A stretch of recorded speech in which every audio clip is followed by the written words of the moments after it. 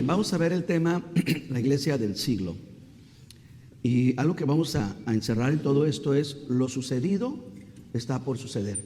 Y yo buscaba la manera de cómo poder transmitir esto y compartirlo, porque yo sé que ustedes han escuchado mucho. Si algo nos gusta, ¿verdad? Nos pica, el gusto es la escatología y el anticristo y la marca de la, todo ese rollo, ¿verdad? Sale una película así apocalíptica y somos los primeros que la vemos, ¿verdad? Entonces yo le digo a Dios, ¿qué les puedo enseñar a los hermanos si se han puesto a estudiar un montón de estas cosas? Y bueno, es muy probable que no escuchen nada diferente. Lo que sí es que voy a aprovechar y lo voy a poner desde otra perspectiva. Voy a aprovechar y lo voy a poner desde otro ángulo, porque es muy probable que la mayoría de nosotros ya hayamos estudiado mucho estas cosas. El problema es de que no ha generado el cambio que necesita generarse. Hay información que nosotros recibimos, por ejemplo, voy a poner algo natural, las redadas de parte de inmigración. Eso ha puesto a las personas en un ángulo diferente, en una perspectiva diferente.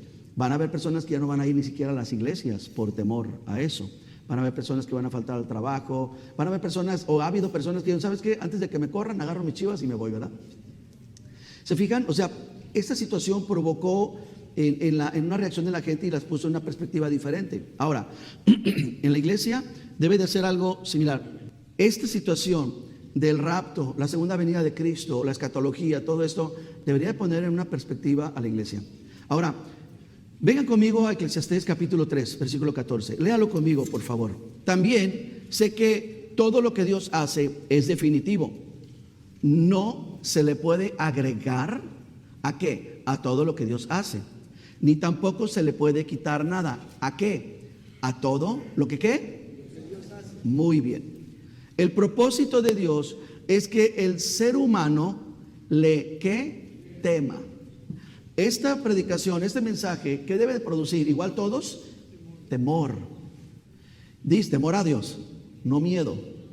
No temor a las autoridades, a la migra, o al presidente, o al vecino. ¿Temor a quién? A Dios. 15. Lo que es, ya fue. Lo que es decir, lo que es hoy, ya fue. Y lo que será, qué tremendo esto que nos dice, ya sucedió. Pues Dios recupera lo pasado. Muy bien, la iglesia del siglo es porque yo quiero presentarles la iglesia del primer siglo. ¿Qué es lo que aconteció en el primer siglo, en los primeros cristianos, en los primeros años como iglesia? ¿Qué es lo que sucedió en todo el entorno? Yo sé que han escuchado nombres por aquí, personajes por allá, y han sido pues esporádicos y bueno, ok, estamos un tanto familiarizados con algunos de ellos, pero yo quiero que Dios me ayude y que juntos podamos estudiar de manera lineal y contextual todo lo que sucedió en ese tiempo. ¿Por qué queremos hacer esto? Porque Dios, no es que Dios sea cíclico, Dios no es cíclico, Dios es todo fuera de lo creado, ¿ok? Es decir, Dios no tiene tiempo, porque Dios está fuera del tiempo.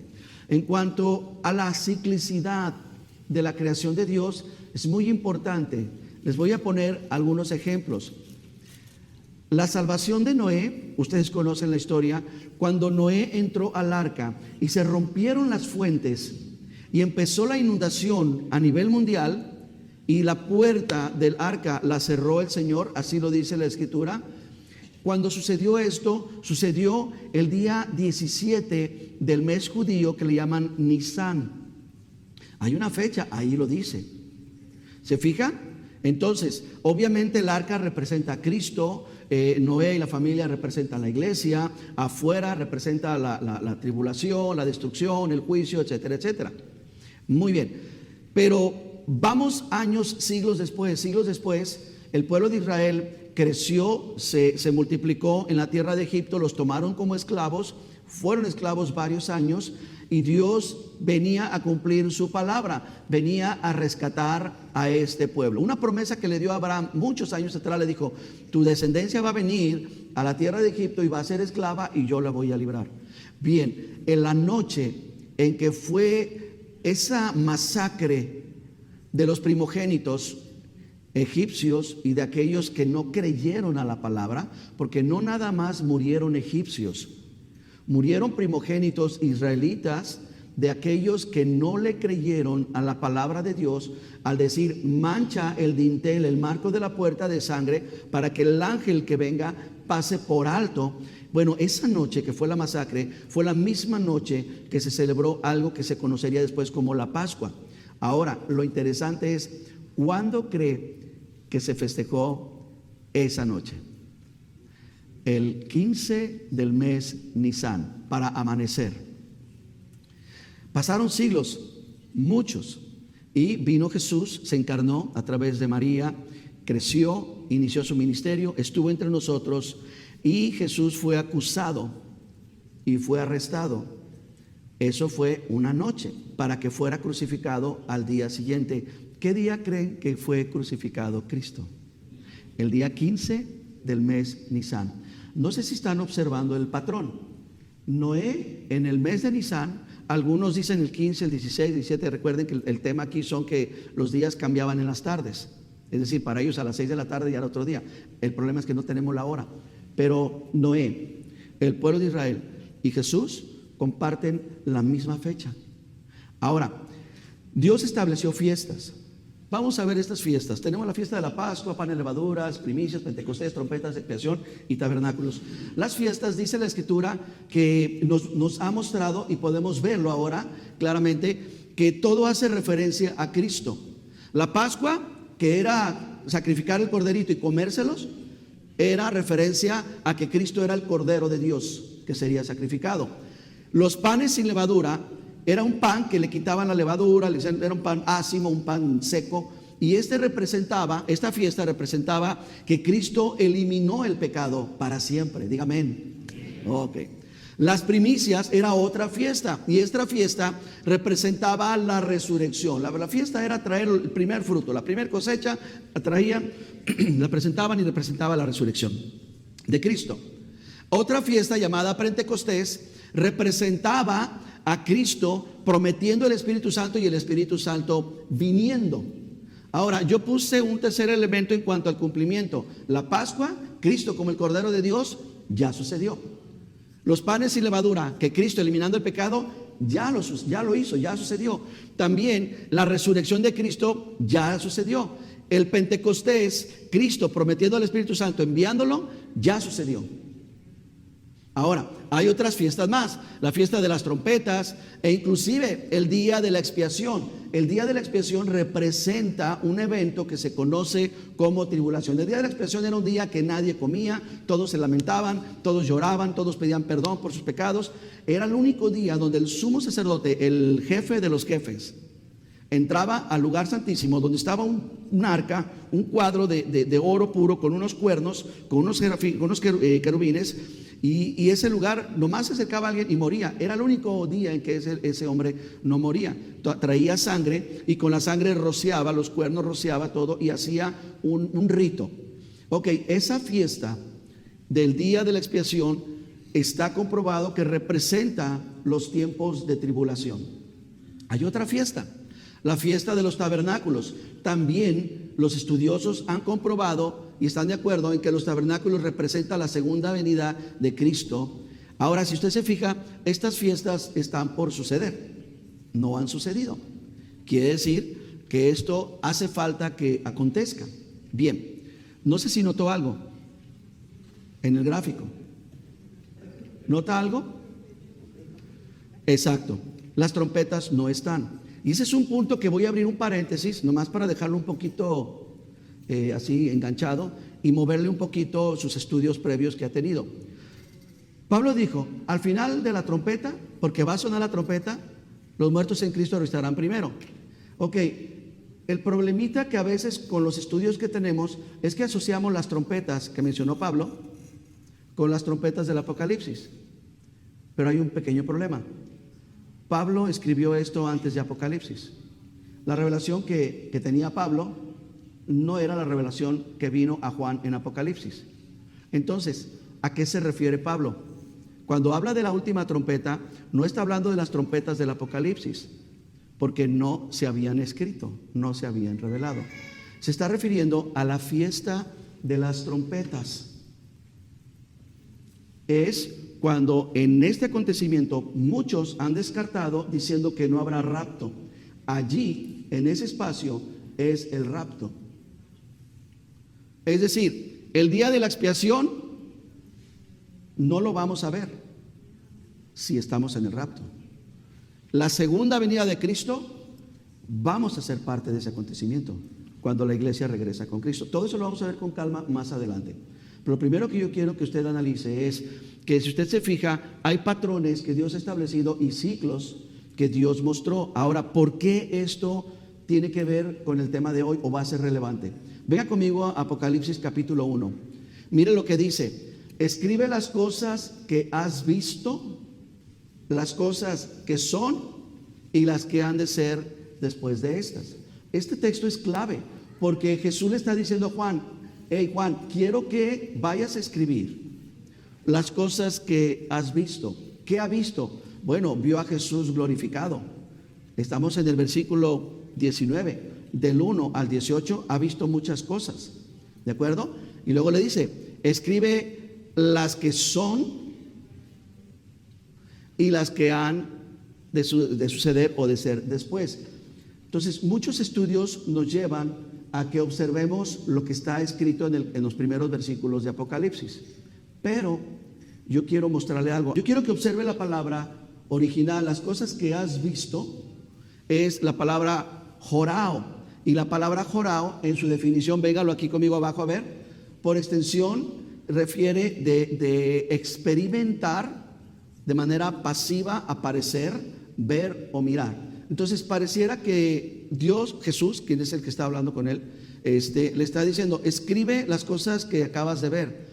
Pero no, él está yendo más allá. No se refiere solamente al versículo 1 al 18. Él está diciendo: te estoy hablando de las cosas que has experimentado. Y es aquí la clave para nosotros. ¿Qué ha experimentado Juan? Juan el apóstol. ¿Qué cosas son las que ha experimentado hasta ese momento? En ese momento de la revelación, es ahí donde nos vamos a echar un buen clavado. ¿Está listo? Vamos a ver a unos historiadores. Ahora sí, yo quiero que conozca un poquito de estos personajes. Está el historiador Suetonio, él es romano. Él vivió del año 70 al año 126. Él nació 40 años después de la muerte de Cristo, más o menos. Pero él estuvo muy involucrado en los acontecimientos. Aparte, tenía acceso bastante a los escritos, a los documentos romanos oficiales que se dedicaban a guardar la historia. Hay otro historiador que se llamó Casio. También él fue romano, pero Casio vivió hasta el año 155. Está un poquito más lejos, del año 155 al 235. Pero este que sigue, este es bien interesante. Ese es el que nos interesa por hoy también. Los tres, pero más este otro es Flavio Josefo. Ustedes han escuchado por ahí algún predicador, no, que Flavio dijo esto, que Flavio dijo, bueno, de ese les quiero hablar. Flavio vivió del año 37 al año 100. Entonces, él se convierte en nuestro recurso fuera de los cristianos, fuera de los apóstoles o los escritores bíblicos. Él se convierte en uno de nuestros recursos más importantes. Aparte de que Flavio era judío, Flavio era descendiente, era hijo de sacerdotes, por lo tanto le tocaba el sacerdocio. Hubo un pequeño problemita que ya lo veremos después, pero pues ya no tenía nada que ministrar, porque en el año que él murió se acabó el templo.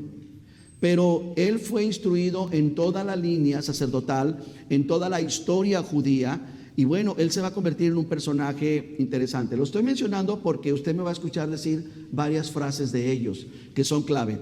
¿Vamos bien? Ok. Ahora sí, yo quiero que, entendiendo esto, usted vea conmigo el primer siglo de la iglesia. Dame el gráfico que sigue. Yo le voy a crear aquí lo siguiente. En la iglesia del siglo vamos a hablar ahorita y mostrar a los emperadores, los que gobernaban a todo el mundo conocido en ese entonces. Tenemos a Julio César, tenemos al emperador Tiberio, al emperador germánico Calígula, al emperador Nerón, al emperador Vespasiano, al emperador Tito, al emperador Domiciano y al emperador Trajano. Hay otros emperadores, pero no están ellos puestos porque en un año se aventaron 4 emperadores. No duraban nada, se echaban uno tras otro, ¿no?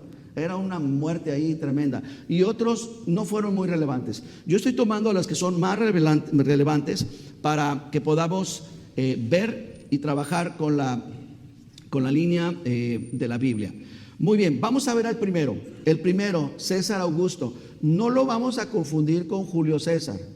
Julio César fue el rorro de la faraona Cleopatra. Esa es otra historia. Este César Augusto es el primer emperador de Roma. Antes no se regían por emperadores, pero cambió algo en el año, de hecho aquí tenemos la fecha, en el año 27 antes de Cristo. Algo sucedió en el gobierno romano que cambiaron en su forma de gobierno, eran república, pero añadieron emperadores. Entonces, este emperador, este hombre comienza como emperador. Su nombre era César Augusto. Su nombre completo, yo les expliqué tiempo atrás cómo los nombres romanos se componían del prenombre o protonombre, el nombre, prenombre, nombre y protonombre. Que recuerdan cuando Pablo dijo, Pablo, siervo de Jesucristo, él está dando una cachetada a Roma con esas palabras. No es el tiempo de verlo, pero el nombre romano es Cayo o Gallo, Cayo Julio César. Al ser el primer emperador, Roma va a tomar el nombre de César para que así le llame de ahora en adelante a todos. No quiere decir que todos eran del mismo nombre, tocayos. No, se le va a poner César porque el primer emperador, ese era su nombre. Este emperador es conocido, es famoso y nos interesa porque él fue el emperador que decretó que todo habitante, en este caso de Israel, se empadronara en el lugar de nacimiento. Él está en la Biblia. Lo lee conmigo, Lucas 2:1. A ver. En aquel tiempo, el emperador Augusto ordenó que se hiciera un censo en todo el mundo. Bien, sígame aquí. Gracias a Dios por ese decreto, y yo quiero que esté observando cómo Dios ha utilizado y utilizará al gobierno, y lo seguirá haciendo, contigo, sin ti o a pesar de ti. Dios usó a este emperador para que se cumpliera la profecía bíblica, que el Mesías habría de nacer en Belén, según Isaías. Entonces ustedes conocen la historia, los muchachos nos lo han dicho cada Navidad, vienen de Nazaret a Belén, porque José pertenece ahí y ahí él se empadrona. A eso nos habla. Ahora, pasaron 14 años, Jesús volvió, se fue huyendo, porque ahora me hizo una pregunta a mi esposa que yo quiero que quede claro. Está el emperador de Roma, ¿de acuerdo? Gobernantes romanos, pero los gobernantes romanos tenían gobernantes de los propios países, en este caso Israel. Ustedes van a decir, bueno, ¿por qué habla de un emperador de Roma y por qué habla del rey Herodes? Es que el rey Herodes estaba bajo la sujeción del emperador. Entonces, Jesús huye, bueno, se lo llevan porque Herodes manda matar a todos los niños. Él vuelve a la edad de 3 años, 4 años, se establece en Nazaret. Crece, a los 12 años van a visitar al templo a celebrar una fiesta judía para él, porque a los 12 años ellos tenían un cambio de ser niños a adultos y se presentan en el templo, es cuando se les pierde, está por ahí. Bueno, 2 años después de este acontecimiento, este emperador César Augusto muere. Él muere a la edad o en la era el año 14 de la era cristiana. Después de él se levanta otro emperador.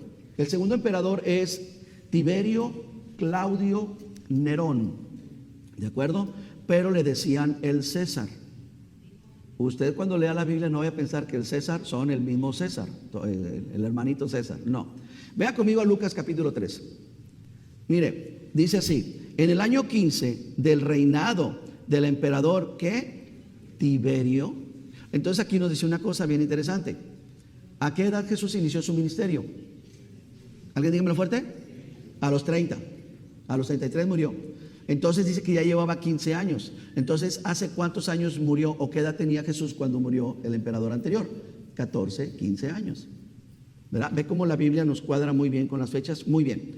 En el año 15 del reinado del emperador Tiberio, Poncio Pilato gobernaba Judea, Herodes en Galilea, el hermano de Herodes, Filipo, en Iturea y Troconítida. Ay, esa palabra. También en Lisanias y en Albilene. Muy bien, versículo 2. Anás y Caifás eran los sumos sacerdotes. Y escucha, fue entonces cuando Dios habló en el desierto a Juan el Bautista. Entonces encontramos a otro emperador. ¿Al emperador quién? Tiberio. Lo voy a llevar a Mateo 22. Vean conmigo Mateo capítulo 22, versículo 17. Pasa el tiempo, pasan los años, ya estamos en el tercer año.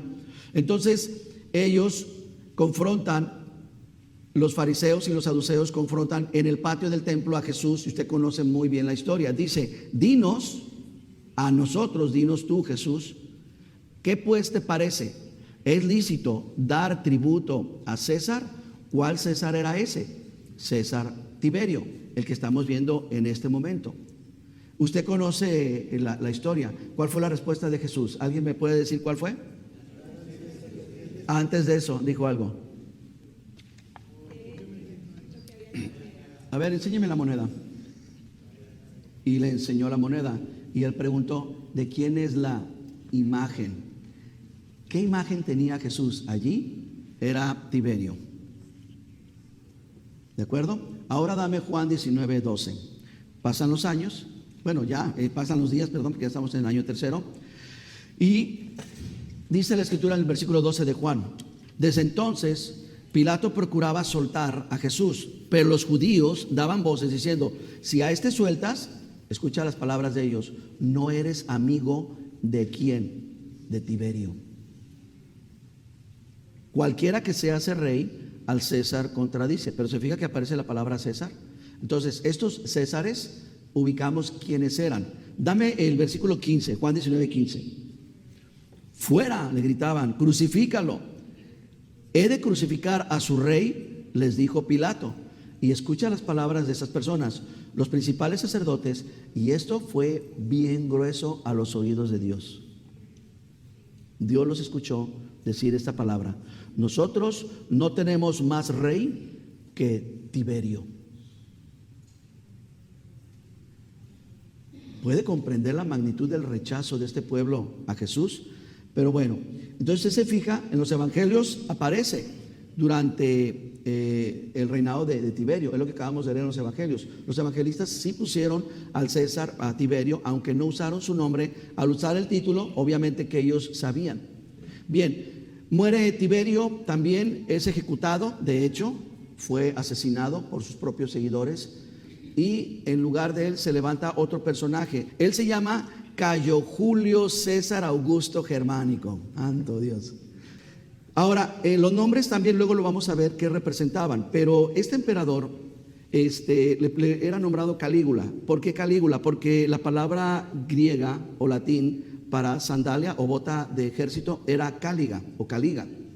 Las caligas. Cuando Pablo dice, pónganse calcen el apresto del evangelio, él dice, calcen las caligas para que puedan llevar el evangelio. Bueno, cuando él era chico, su papá, no para que sea una idea, su papá quería que él conociera de la guerra, y su papá quería mostrarle a él cómo los cuerpos eran despedazados, que eran las cabezas cortadas, las vísceras. Entonces le mandó a hacer un traje de soldado romano, y estaba chiquitito, era un niño él. Cuando el papá lo empezó a llevar, y el niño veía esas brutalidades, veía a los perros que Roma acababa de mezclar y hacer una raza nueva de perros, soltarlos y ver cómo despedazaban al enemigo. Pues imagínense con qué entendimiento nació ese niño, creció más bien. Y pues los soldados le decían Botitas o Calígula. Creció y así se le quedó, desde que era un joven quedó ese nombre. Por eso es que ustedes van a escuchar de ese personaje. Ahora, aunque era un niño inocente, aunque era un niño curiosito, se veía bonito, disfrazadito, él creció. Y los historiadores resaltan lo siguiente: este emperador lo que resalta es su crueldad, también su extravagancia, su perversidad sexual y el ser un demente tirano. Este emperador exigía, demandaba y recibía adoración porque se autoproclamó como un Dios viviente. Los emperadores eran algo así como la Iglesia Católica. Ya ven que beatifican, ¿de acuerdo? Muere una persona, le hacen ahí unos estudios y se entiende que es beatificar, lo convierten en un santito. Bueno, ellos hacían algo parecido, pero lo divinizaban. Decían, este emperador cumplió con esto, fue esto, lo vamos a convertir en un Dios. Bueno, él se autonombró Dios. Él dijo, yo soy Dios en la tierra. ¿Le suena esa frase? Entonces, este personaje estaba tan loco, dicen los historiadores, que él quería que su caballo se convirtiera en un cónsul. Esa identidad o transgénero y todos esos rollos, todas esas perversidades vienen desde atrás, de muy atrás. Este hombre quería sentar en uno de los curules, curules, ¿verdad? ¿Curules? Sí, como le llamen, a los asientos, quería sentar al caballo y que él fuera uno de los gobernantes. Hizo otra cosa. Él se edificó 3 templos a sí mismo. Digo, como yo soy Dios, me voy a levantar 3 templos. 2 templos en Roma y uno en Mileto, donde anduvo Pablo. Ahora, quiero leerle lo que dijo este historiador, Suetonio. Calígula llevó más lejos sus pretensiones de divinidad. En el verano del año 40, ordenó que se levantara una estatua, ¿escuchan dónde? En el templo de Jerusalén.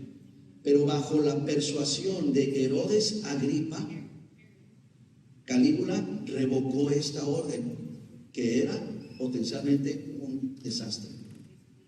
También Suetonio dijo lo siguiente: Calígula murió como una víctima acorralada en una lluvia de puñales a su alrededor.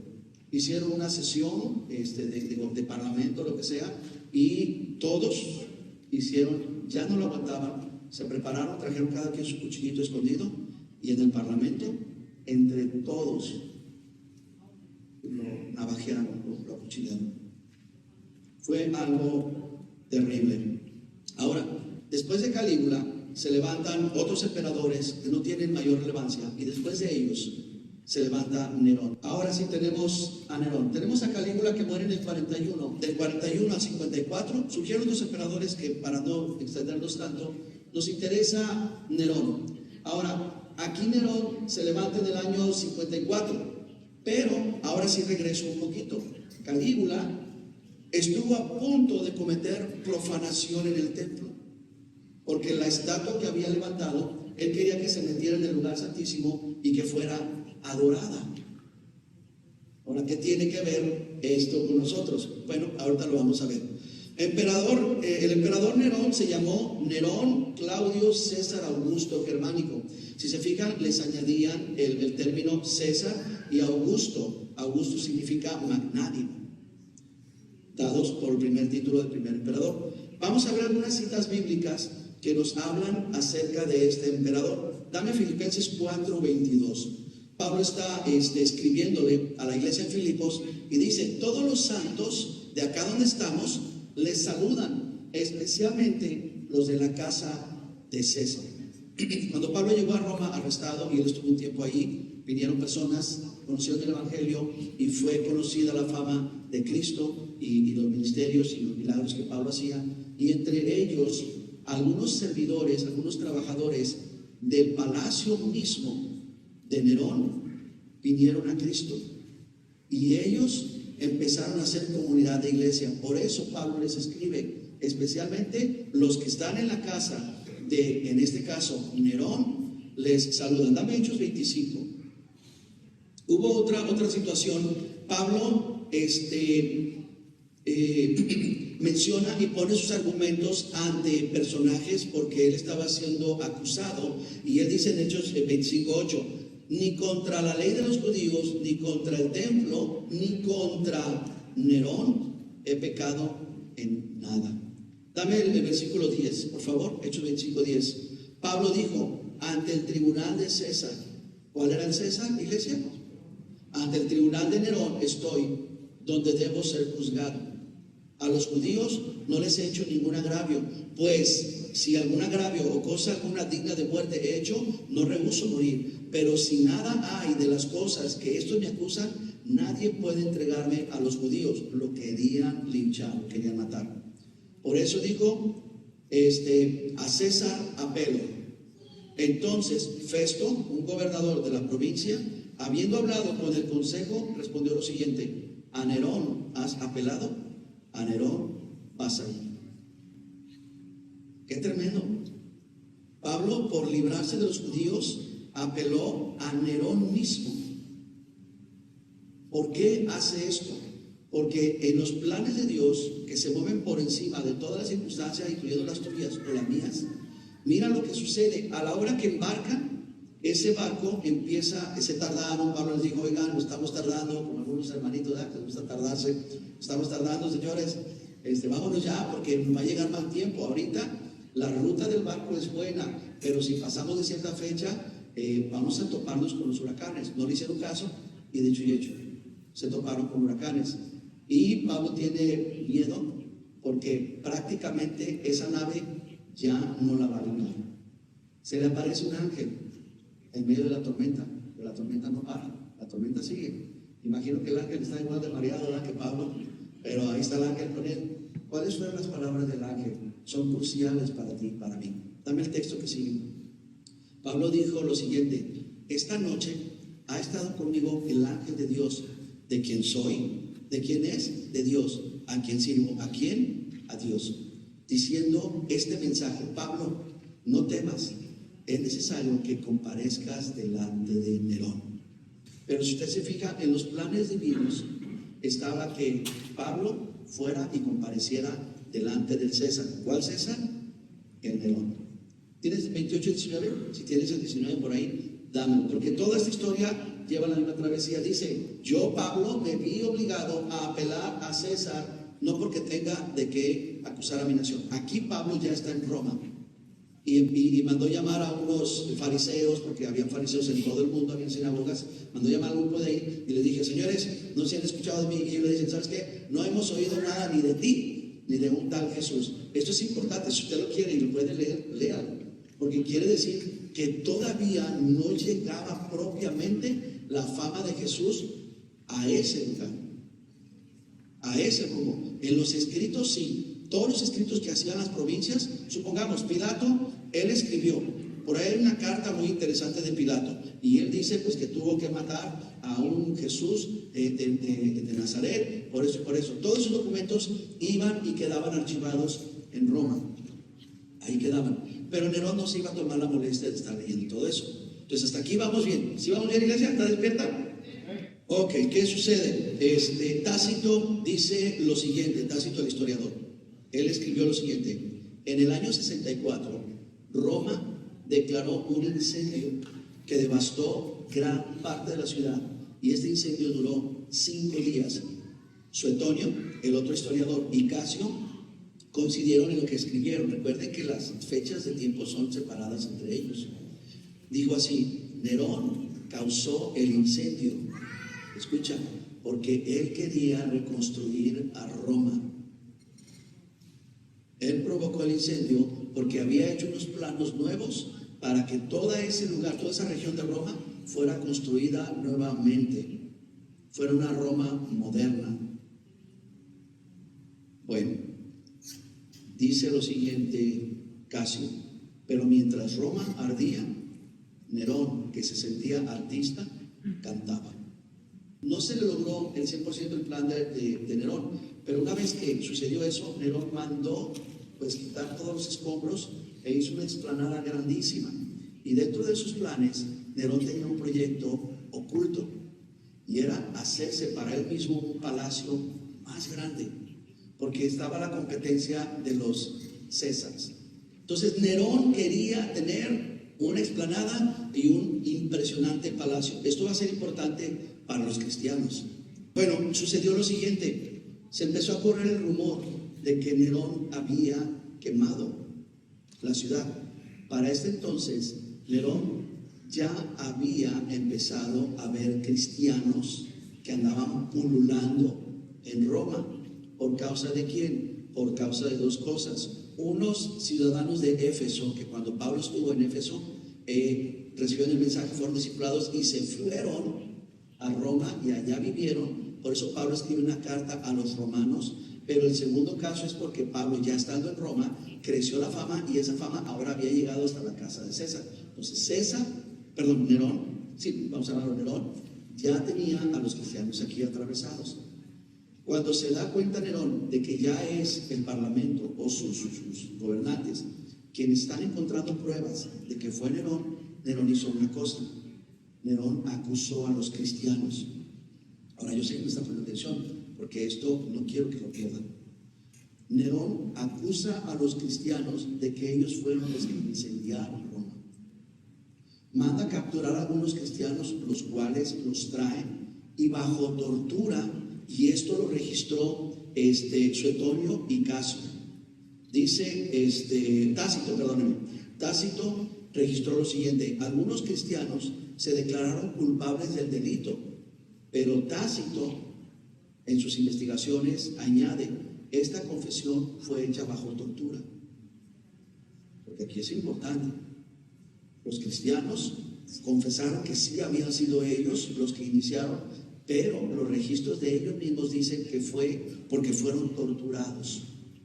Ahora, dice, ya Nerón persiguió a los cristianos no por el incendio, sino por el odio que ahora tenía al cristianismo, está escribiendo Tácito, resultando en que a muchos cristianos se les arrojara a los perros.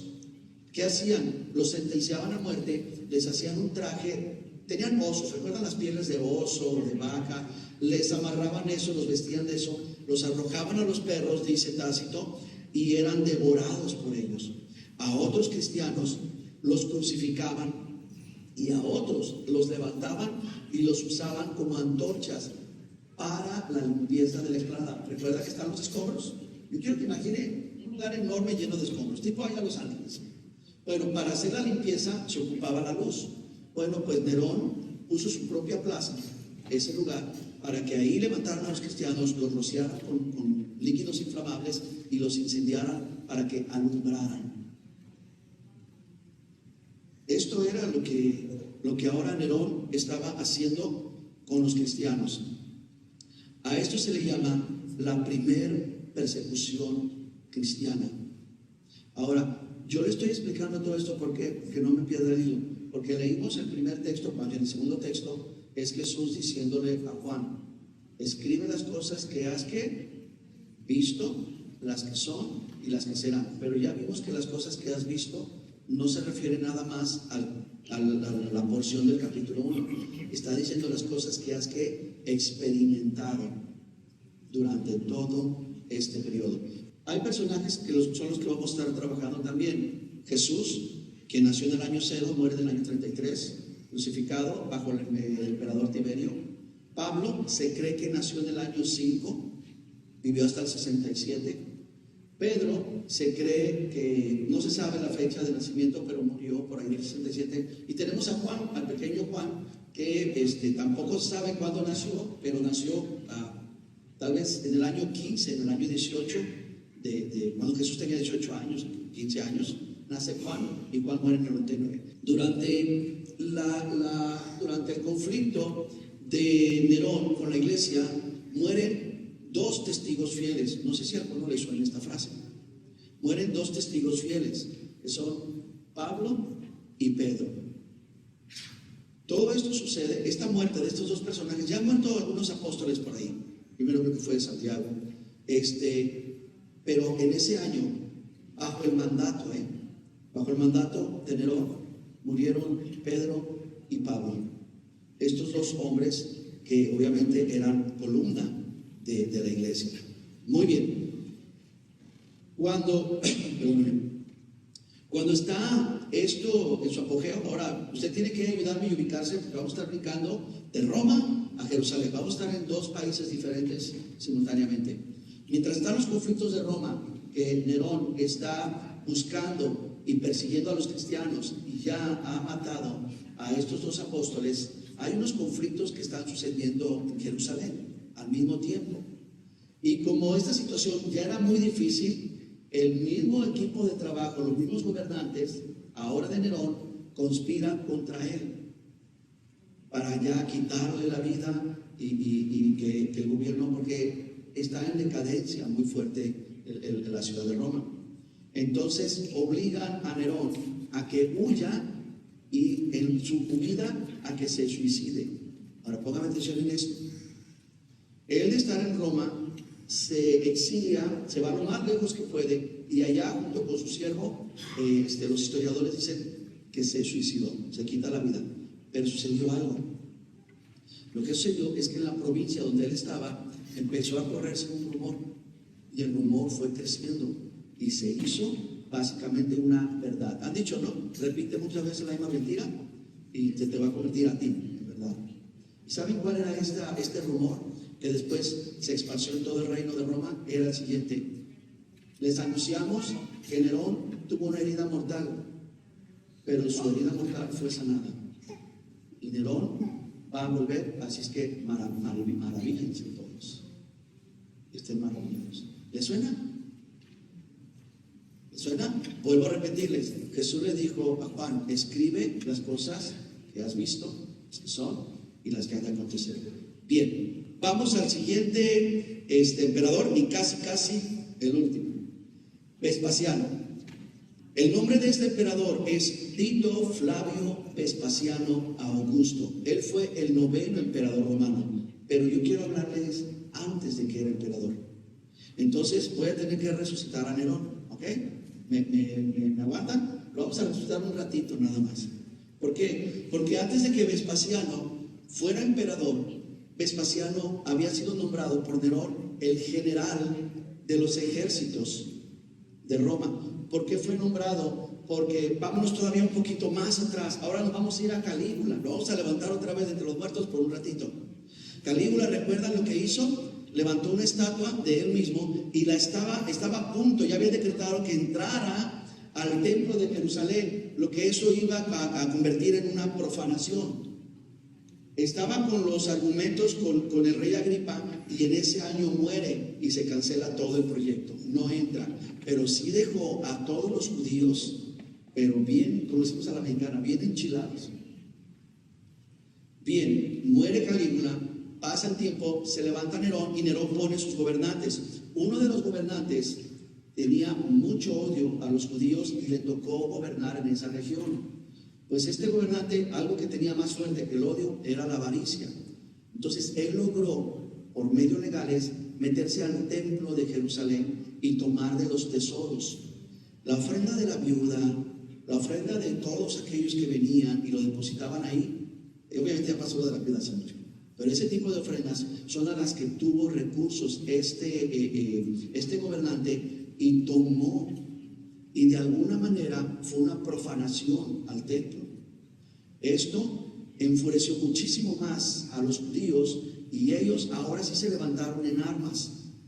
Para esto, la iglesia cristiana está en Judea siendo perseguida por los judíos, y la iglesia cristiana en Roma está siendo perseguida por los romanos. ¿De acuerdo? Este hombre que toma los tesoros sale huyendo y se ampara con una legión. Manda una legión, 6,000 soldados. Bueno, pues ¿qué hicieron? Los judíos lograron dominar la legión, expulsaron a todos los romanos fuera de Jerusalén, de Judea, mataron a toda una legión y recuperaron armas y se equiparon. Entonces Nerón tiene ese conflicto. Recuerda que lo resucitamos un ratito. Por eso levanta a este general Vespasiano y dice: quiero que vayas y me aplastes a esa rebelión. Esto va a ser conocido como la primera guerra judeo-romana o la primera revuelta. Está en la historia. Bien, Vespasiano va y empieza a tomar dominio sobre Jerusalén, sobre los cristianos. Pero antes de esto, este hombre que sitia, este comandante que se robó los tesoros y que trajo al ejército, al sitiar la ciudad, todavía estaban cristianos allí. Y este hombre es cuando les dice: los que quieran abandonar Jerusalén, les vamos a perdonar la vida. Cuando los rebeldes van y persiguen a estos cristianos, un grupo de cristianos aprovechan y se sale de Jerusalén.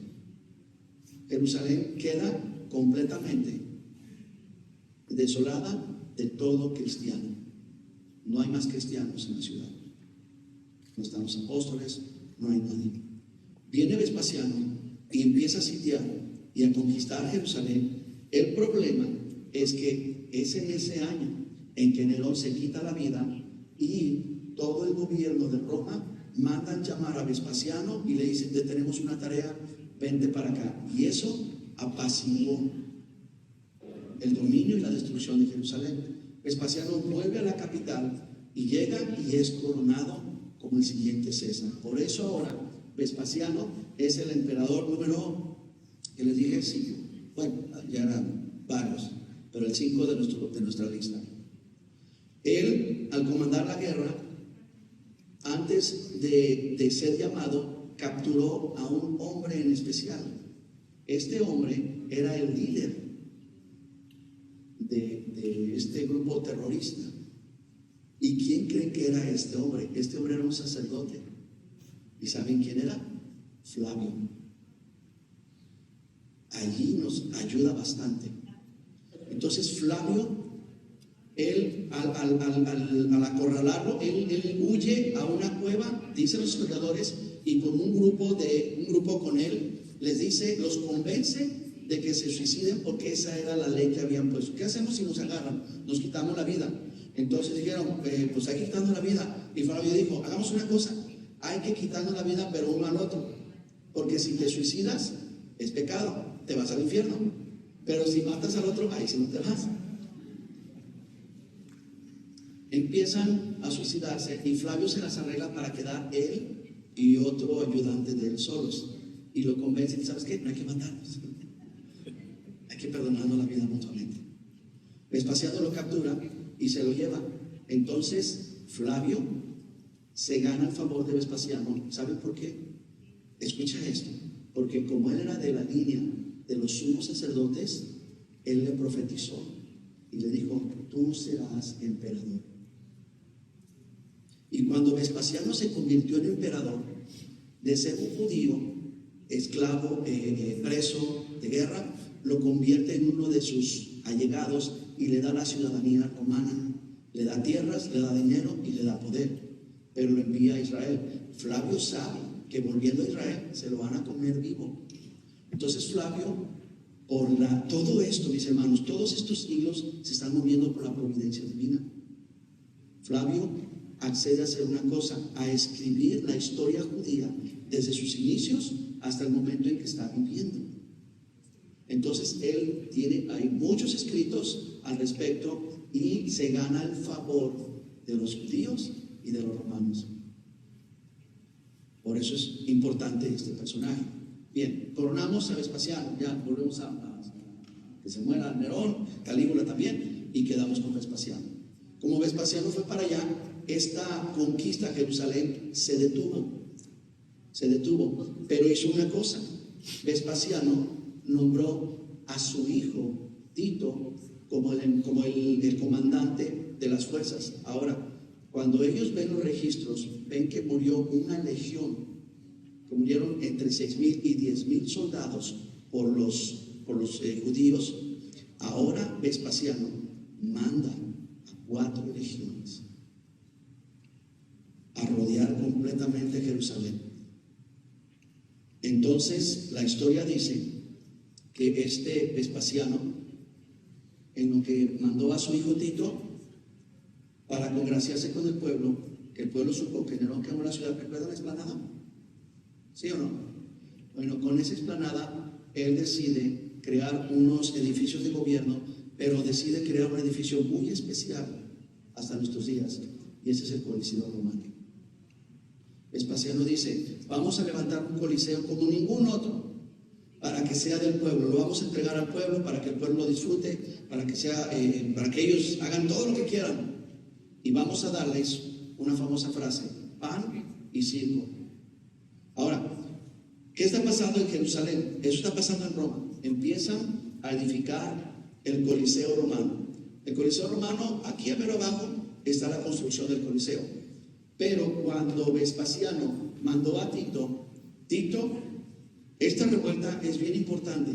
¿Por qué? Porque la revuelta comenzó en el año 66. ¿En qué año?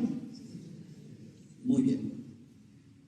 Cuando pasa la coronación de Vespasiano y Tito se va a conquistar Jerusalén, él logra, según los registros, en el año 70, logra penetrar los muros, las defensas.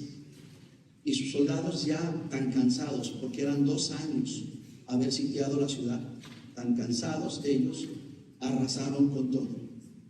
Ellos, según Josefo, que ahora ya usted lo conoce un poquito más, según Josefo, 1.100.000 judíos murieron en esos días. Destruyeron el templo, destruyeron toda el área, y había una resistencia en las afueras de Jerusalén, hacia el sur de Israel, y esa resistencia está en un territorio que se llama Masada. Ahorita es muy turístico. La última resistencia, el último bastón de rebeldes, de libertadores, tuvieron que huir y atrincherarse allí. ¿En qué año comenzó la revuelta judía? En el 6-6, ¿verdad? Muy bien. En el año 70 lograron destruir el templo. Se cumplió lo que Jesús dijo. ¿Verdad lo que dijo Jesús? Ahorita lo vamos a leer. Pero quiero explicarles algo más antes de ir al texto bíblico. En el año 73, porque en el año 70 lograron destruir todo esto, siguieron a estos últimos rebeldes. Ese es Masada. Jerusalén está allá, al fondo para allá. Y Masada es una región montañosa, es una fortaleza que también pertenecía a los romanos y la conquistaron. Ahora, ellos se trincheraron ahí y los romanos tuvieron a su derecha, usted puede ver como una línea, es una rampa que les tardó 2 años construir para que pudiera subir el ejército de Roma y poder penetrar. Ellos llegaron allí. En el año 73, ellos pudieron entrar a esa fortaleza, a matar a los que quedaron. Y cuando llegaron, encontraron a más de 2.000 judíos que se habían quitado la vida. Porque dijeron, no vamos a ser esclavizados. Para esto, iglesia, Jerusalén ya no está. Israel ya no existe, ya no hay tribus, ya no hay ciudades, ya todo quedó desolado. Los pocos sobrevivientes israelitas fueron tomados cautivos, fueron llevados a Roma y malbaratados como esclavos. Usted me está siguiendo en todo esto, ¿verdad? Bien, voy a concluir con esto. Dame Daniel, capítulo 9, versículo 26. Después de las 62 semanas, se quitará la vida al Mesías, mas no por sí mismo. Y el pueblo de un príncipe, o más bien el pueblo de un príncipe que ha de venir, destruirá la ciudad y destruirá el santuario, y su fin será con o como una inundación. Hasta el fin de la guerra durarán las devastaciones. Esto fue escrito por el profeta Daniel, mucho antes del profeta Isaías. Ahora quiero que observe las palabras de Jesús en Mateo 24. Cuando Jesús salió del templo y se iba, se acercaron los discípulos para mostrarle los edificios del templo. Y respondiendo Jesús les dijo, ¿ven todo esto? Que siempre les digo que no quedará piedra sobre piedra. Ahora, ¿en qué año comenzó la revuelta judía? En el 66. Y recuerdan los que estuvieron con nosotros la semana pasada que la profecía es de ¿cuántas semanas? 70 semanas. Y lo que nos mostró la historia es que van ¿cuántas semanas cumplidas? ¿Cuántas nos quedamos? 69. Entonces quedaba una semana. Y esa semana es lo que se le conoce como la semana de la tribulación, la semana de la desolación, etcétera, etcétera. ¿En qué año comenzó la revuelta judía? En el 66. ¿En qué año terminó con la conquista de Masada? 73. ¿Le contamos? 66, 67, 68, 69, 70, 71, 72, 73. Exactamente 7 años. Ahora, vamos a tener que quedar aquí. Pero les voy a decir esto. Por eso muchas personas creen que el cumplimiento de las profecías ya sucedió. Por eso. Porque las fechas y los personajes cuadran de una manera impresionante. Apocalipsis capítulo 13. Vi venir del mar una bestia que tenía 7 cabezas, 10 cuernos, etcétera, etcétera, etcétera. Y su aspecto era así, era así. Y una de sus cabezas fue herida de una herida mortal. Pero su herida mortal fue curada y se maravilló en pos de la bestia toda la tierra. ¿Recuerdan la leyenda que levantaron de Nerón? Ustedes van a ver la próxima semana, vamos a seguir viendo una serie de cosas impresionantes, pero todavía nos falta aquí nuestro hermanito Juan, que entra a escena. Para esto, aquí, Juan, igual que todos, ya no está en Jerusalén, ahora Juan se va a establecer en la ciudad de Éfeso, en la región de allá de estas iglesias que vamos a conocer más adelante. Pero yo quiero que se queden con esto. ¿Cuántos cristianos murieron en el año 66? ¿Sabe cuántos? 0. En el año 70, cuando fue destruida el templo, Jerusalén, sus muros, ¿cuántos cristianos judíos murieron? ¿Saben cuántos? 0. Y allí, en la torre, en la fortaleza de Masada, ¿cristianos había? No había ninguno. ¿Sabe por qué? Porque los cristianos primero fueron rechazados por sus compañeros los judíos. ¿Sabe por qué? Porque los cristianos no se quisieron amoldar al judaísmo. ¿Qué nos dice a nosotros? Que la iglesia de hoy no tiene que amoldarse al estilo de vida que se vive para que nos acepten. ¿Qué nos dice? La iglesia no tiene que meterse a ámbitos de entretenimiento, a ámbitos políticos, a ámbitos de nada de eso, para congraciarnos y ganarnos para Cristo. ¿Por qué no habían judíos cristianos en ese entonces? Porque cuando este hombre que les robó y que trajo al comandante, que querían destruirlos, les dio la oportunidad de que pudieran escapar y que al último salieron escapando ellos también. ¿Sabe qué? Los cristianos aceptaron dejar sus posesiones, aceptaron dejarlo todo para salvar sus vidas, porque tenían miedo. No necesariamente. ¿Sabe por qué? Porque Jesús les dijo: por lo tanto, cuando vean estas cosas, huyan. Pero que mi casa, mi carro del año, huyan. Mi capa. ¿Qué nos está diciendo esto? Nos está diciendo que no haya nada que te ate a este mundo. Hay dos padres de la iglesia, así le llamaban a los primeros cristianos que estuvieron dirigiendo la iglesia.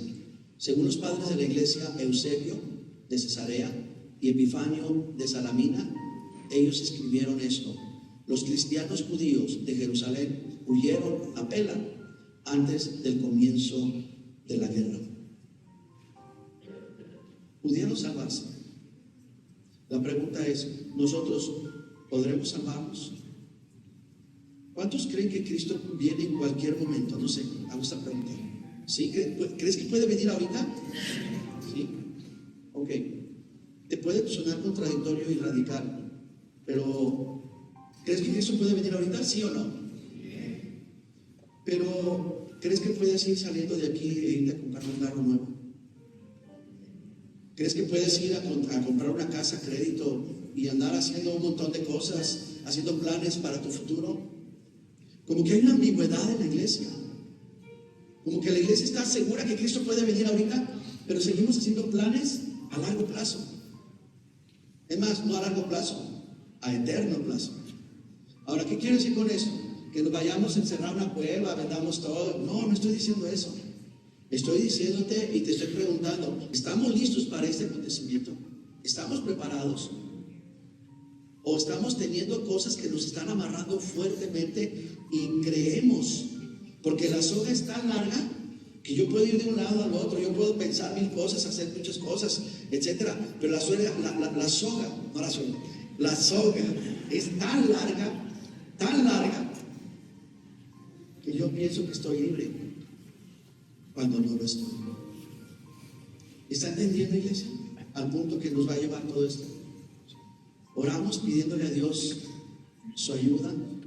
Vamos a orar, y por eso yo le urjo a usted: oren por aquellos que se están apartando de la iglesia. Oren por aquellos que tan fácilmente se les está haciendo: la iglesia luego lo hacemos, luego lo vemos, y están tan entretenidos, tan metidos en las cosas de la vida.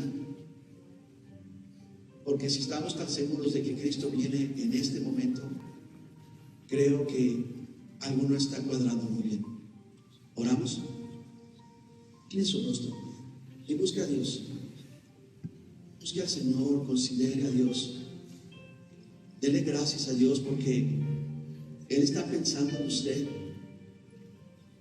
Él en estos acontecimientos próximos está pensando en ti, está pensando en tu casa, en tu familia, en esos acontecimientos profetizados, en esos acontecimientos que se están vislumbrando.